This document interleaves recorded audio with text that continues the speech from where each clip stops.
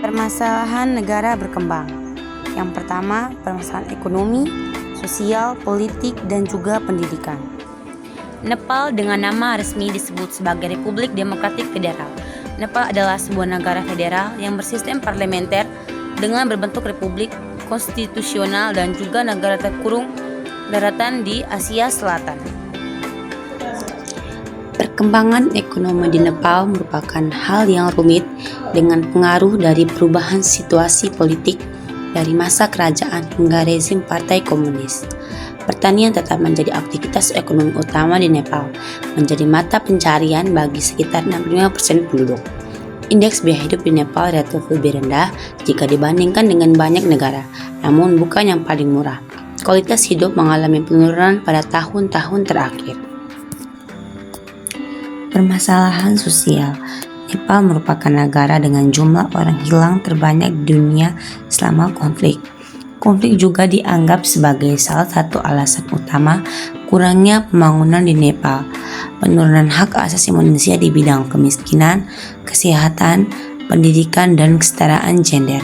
Permasalahan di bidang ini terus berlanjut hingga saat ini. Masyarakat Nepal menghadapi diskriminasi berdasarkan etnis, kasta, dan gender, dan warga yang tinggal di era pedesaan.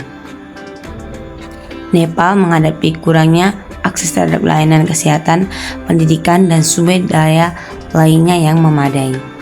Permasalahan politik.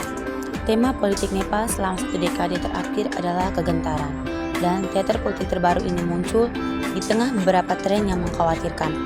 Pemerintahan jarang sekali menjalankan masa jabatan penuh dan para politisi sering memainkan peran penting dalam jabatan politik. Sementara itu, perebutan kekuasaan secara tertutup telah melemahkan keinginan para pemilih. Dalam 7 tahun sejak Nepal menjadi negara federal, optimisme awal terhadap keberhasilan federalisme telah memudar. Permasalahan pendidikan. Pendidikan perpecahan sosial di Nepal tercermin di sekolah-sekolahnya. Pendidikan anak-anak di pedesaan dan kasta rendah tidak sebaik pendidikan anak-anak di perkotaan dan kasta tinggi. Kualitas dan sumber daya guru di sekolah negeri masih buruk dibandingkan dengan sekolah swasta.